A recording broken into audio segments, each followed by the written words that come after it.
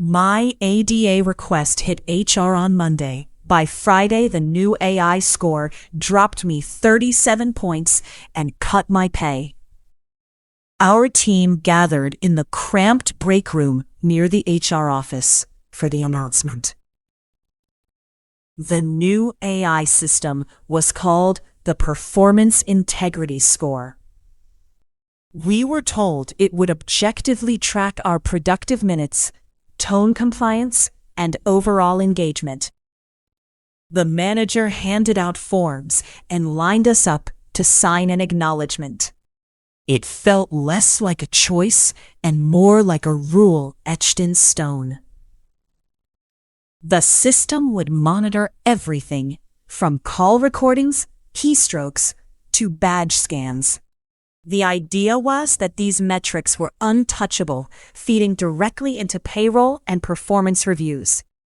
Any question about the numbers seemed off limits.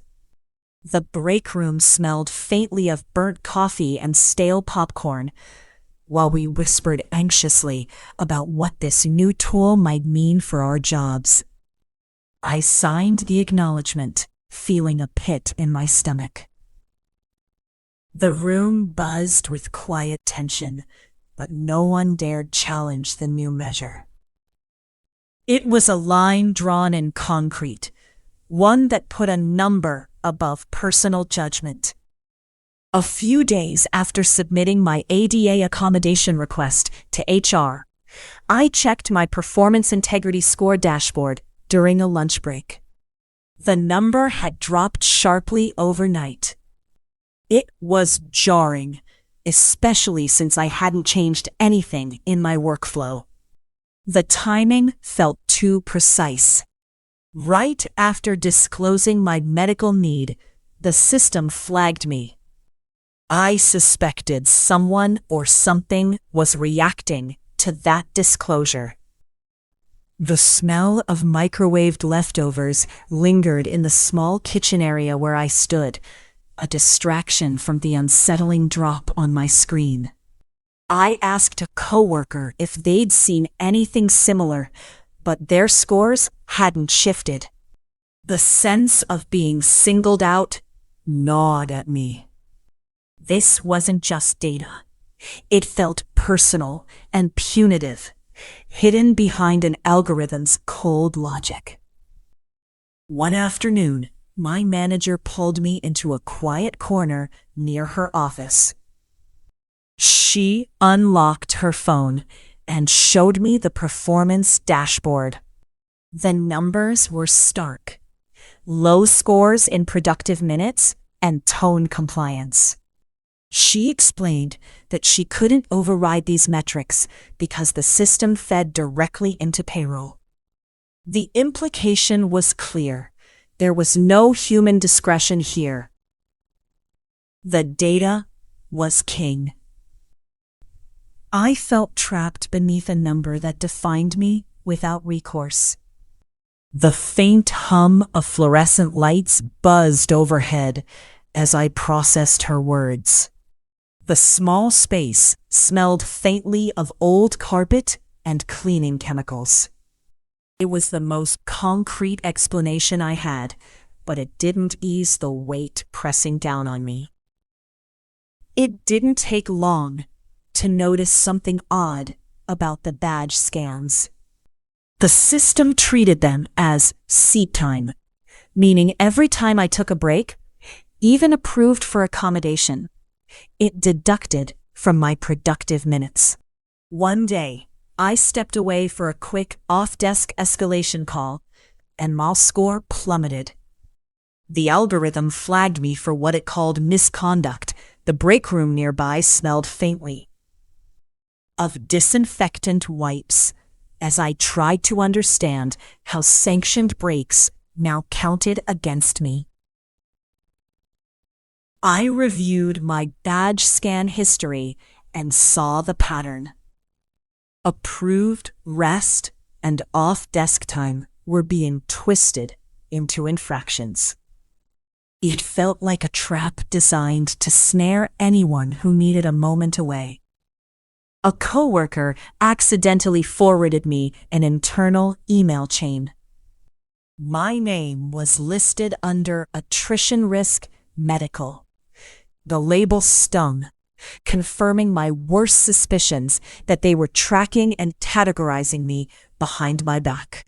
The small HR office smelled faintly of fabric softener from the air vents as I read through the email again. I felt exposed and betrayed. This wasn't just data now.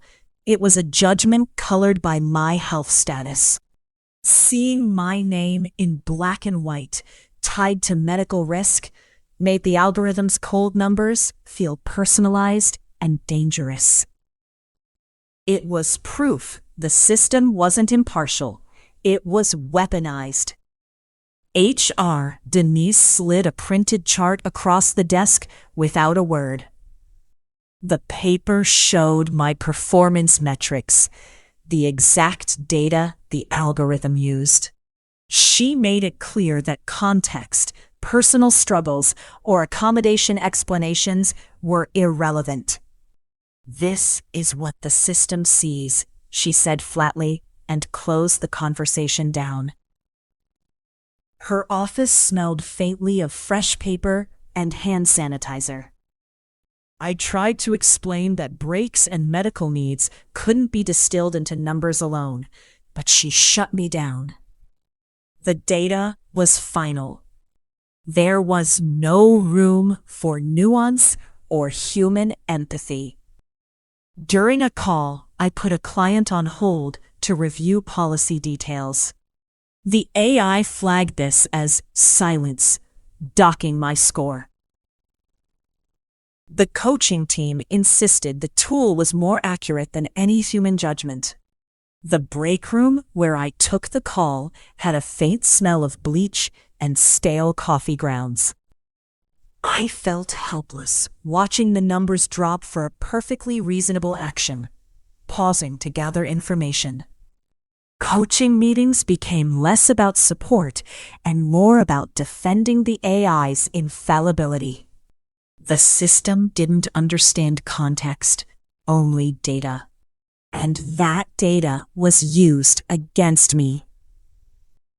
I checked the accommodation portal after HR said my paperwork had been received. To my shock, it was gone.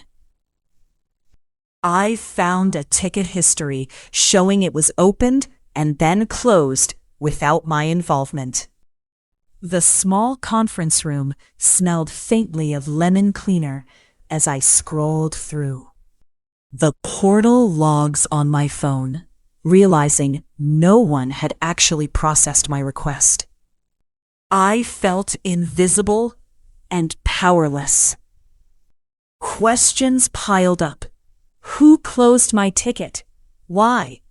And how was I supposed to get help if the system erased my request? During the fire alarm, everyone evacuated the building. But the AI still tagged me for excessive idle time. The system didn't know why I wasn't at my desk. It just saw the inactivity. The fresh air outside the building smelled like rain and wet pavement as I stood with coworkers, trying to piece together what had happened. Feeling absurd that the very emergency meant to protect us now threatened my job. I was written up, a formal reprimand for something out of my control. The algorithm's reach was relentless, indifferent to real-life interruptions. The new coaching plan required my webcam to stay on at all times during work hours. The AI began rating engagement by measuring my head movements and facial expressions. I sat in my cubicle wearing a navy sweater and khaki pants, feeling watched beyond reason. The faint hum of the office air conditioning and the rustle of papers filled the space. It was no longer just about productivity. It was about controlling my body. This expansion of surveillance unsettled me. The algorithm's scope was growing, and I wasn't sure how to push back when every glance and nod was being quantified. I asked IT for the raw data behind my productivity score, hoping to understand exactly what the algorithm was measuring. The technician shook his head and said the vendor owns the model. It's proprietary. That meant I was blocked from seeing what the AI was basing its judgments on. Without that transparency, I couldn't defend myself or verify if my accommodation-related breaks or changes in speech patterns were unfairly penalized. The IT office smelled faintly of stale coffee and cleaning supplies. The fluorescent lights buzzed overhead as I stood there holding my security badge, feeling more powerless than ever. The technician's polite but firm tone made it clear. This wasn't negotiable. The algorithm was a black box, and I was on the outside looking in. Without access to the data, I couldn't explain why my scores dropped or counter the coaching notes that piled up. I felt like a suspect, accused without evidence. What else were they hiding? My manager pulled me aside in the hallway, glancing around before speaking in a low voice. She told me Denise was quietly compiling a list of people with exceptions, meaning anyone with accommodations or special cases. The goal, she said, was to get those people off the schedule before open enrollment rolled around. We stood near the break room, where the hum of the vending machine mixed with muffled conversations. The manager's expression was tense but cautious, as if she didn't want to be overheard. Her calm words masked something more serious, an unspoken threat looming over me and others with accommodations. I could feel my heart rate spike. Was this the start of a purge? Would my accommodation finally become the reason I lost my job? The hallway suddenly felt colder, the walls closer, as I realized how precarious my position was. During a routine escalation call with a supervisor, I kept my tone measured, trying to explain a service issue. Later, the AI flagged my voice as agitated. HR called me in and said I needed to stop arguing with supervisors. They reframed my attempts to advocate for customers as attitude problems. The HR office smelled like disinfectant and paper file folders. I sat across from a middle-aged black woman in a patterned blouse who avoided eye contact while reading notes. The tension in the room was thick as I tried to defend myself, but all I heard was that my tone was unacceptable. It was frustrating and humiliating. I wasn't arguing. I was doing my job. But the AI's judgment now dictated how managers treated me. Could I fight an algorithm that labeled me hostile for just speaking up? I discovered the AI compared my performance only against a peer group that excluded anyone with accommodations. That meant my productivity numbers looked worse because I was held to a stricter, unadjusted standard.